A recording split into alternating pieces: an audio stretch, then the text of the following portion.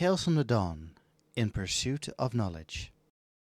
If you assist us, we shall share with you all we know. So ended the letter which his fellow gleaner had delivered to him in snow-swept Eastgard. As Erenville regarded the signature of the petitioner Kral Baldessian, he recalled the eclectic group that had greeted him in Labyrinthos. "What's your story?" He was pondering the proposition in his lodgings when his link pull rang. It was the guild's administration officer who launched into the shocking news before Erenville had the chance to speak. "There's to be a great exodus, an exodus from the very star." In frantic tones, the man relayed the details of the forum's announcement. The coming of the final days, as foretold by Hydaelyn, and the means by which they might escape, the moon. I knew they were hiding something. Even as he struggled to take it all in, he felt vindicated by the revelation. Time is of the essence. Do what you must and return to Charlayan at once. Despite his best efforts, it took Erenville a full 3 days to return his animal charges to their natural habitats. Days during which he received unsettling reports of calamity and chaos in the Near East. Upon manifesting in the Charlayan Ifrit Plaza, he marched to the nearby Baldessian annex, where he found Kral in the middle of a discussion with the receptionist. "Tell me the details," he said, declaring himself and his purpose in one breath, as he thrust out the letter in front of him. Kral stared at him dumbstruck, but quickly gathered herself and obliged.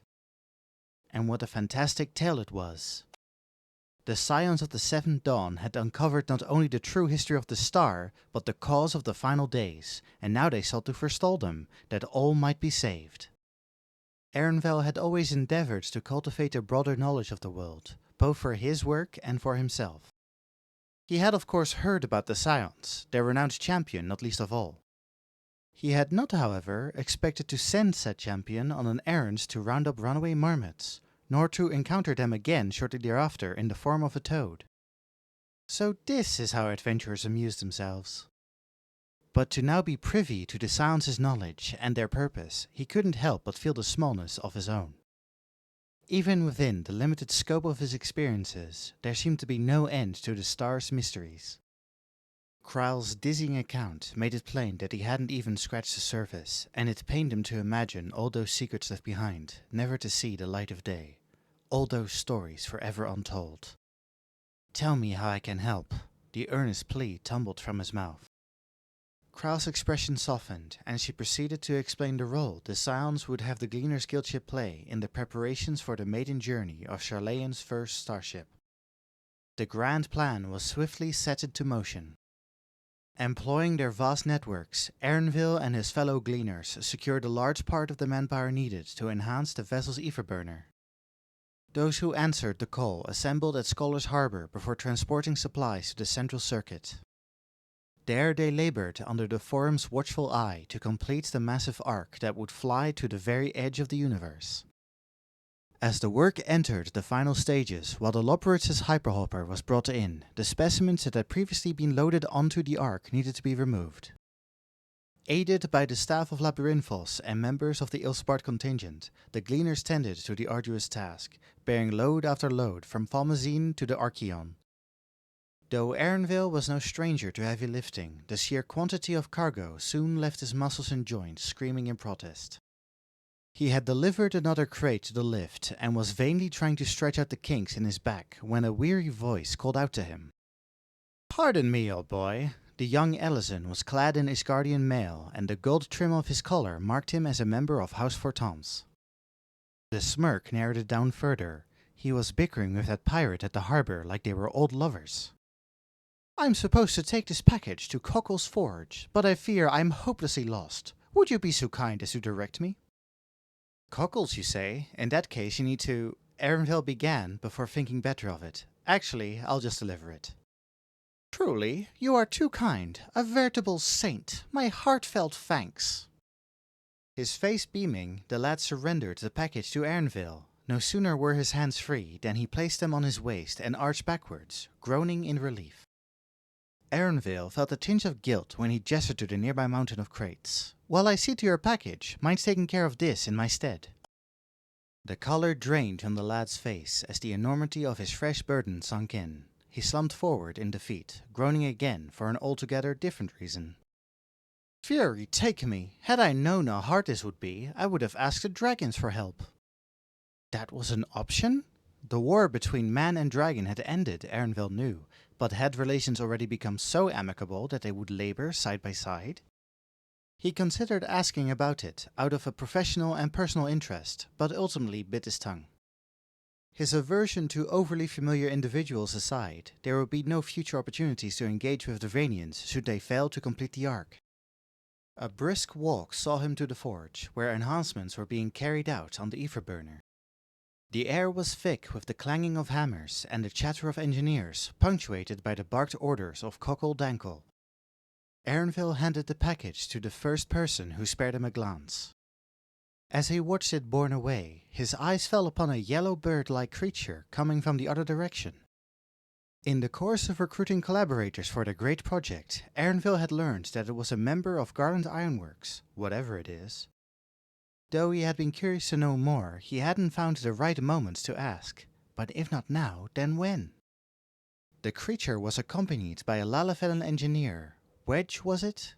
Erenville began by exchanging casual pleasantries. Taking a hard-earned break?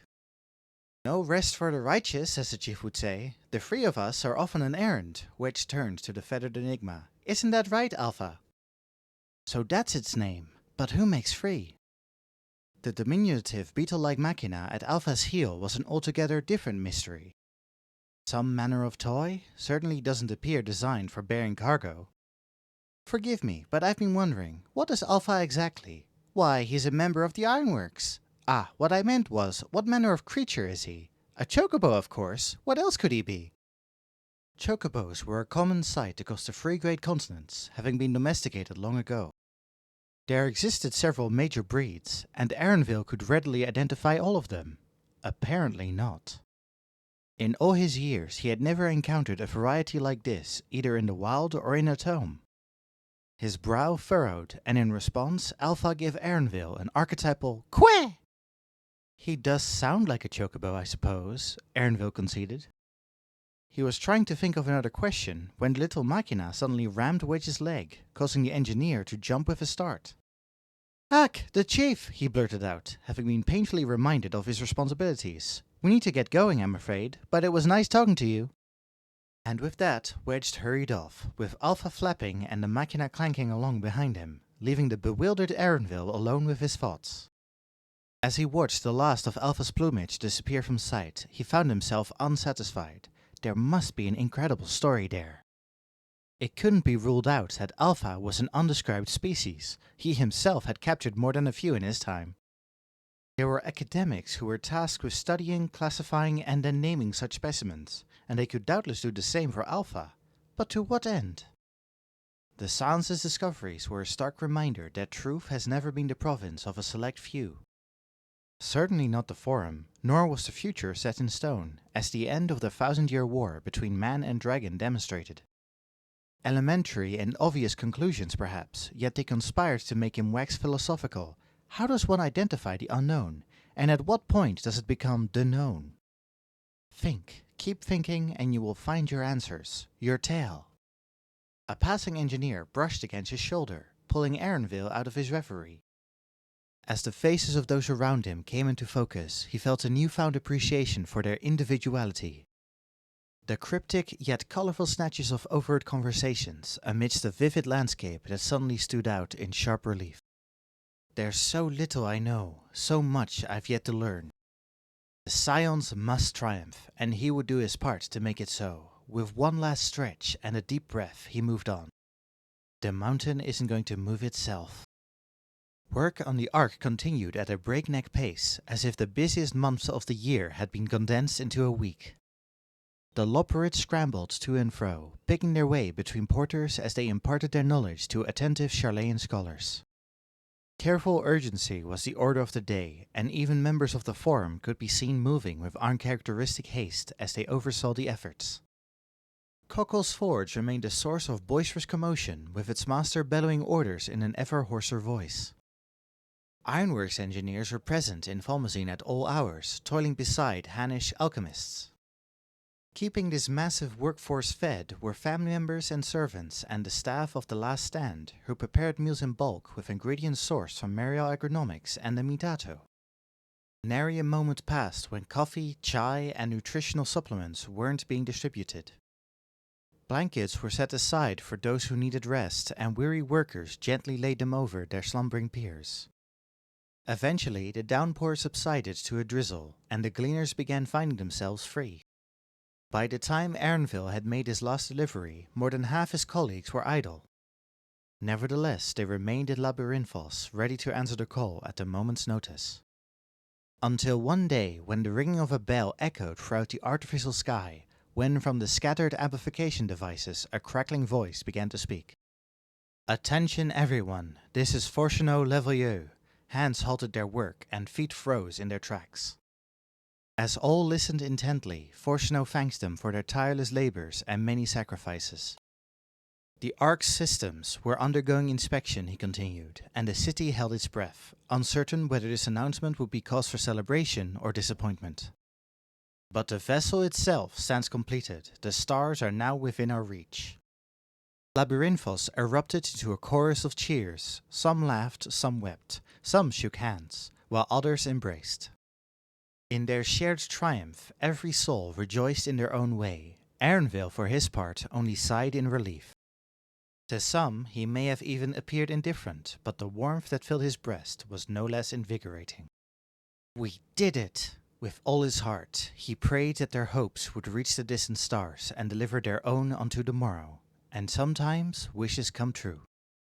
The final days came and went, and peace returned to Charlayan. On a morning much like any other, Ernville approached the Baldessian annex. This time, however, he sought not to answer a petition, but to offer a proposal. In exchange for helping to rebuild the students of Baldessian, he would request their assistance in restoring the archives to their proper order. While he was somewhat concerned he might be dragged into troublesome Scion business once more, deep down he almost hoped it would happen. One day, perhaps when his part in their adventures is ended, he will lay to rest a long-deferred matter. That which had confronted him in his faraway home long before he took his new name and chose to walk the Gleaner's path. With renewed purpose, he strode through the annex door to find Kral, who again received him with a surprised look. Delight in their stories, but do not forget your own, for it is far from finished. Thank you for listening to Tales from the Dawn in Pursuit of Knowledge.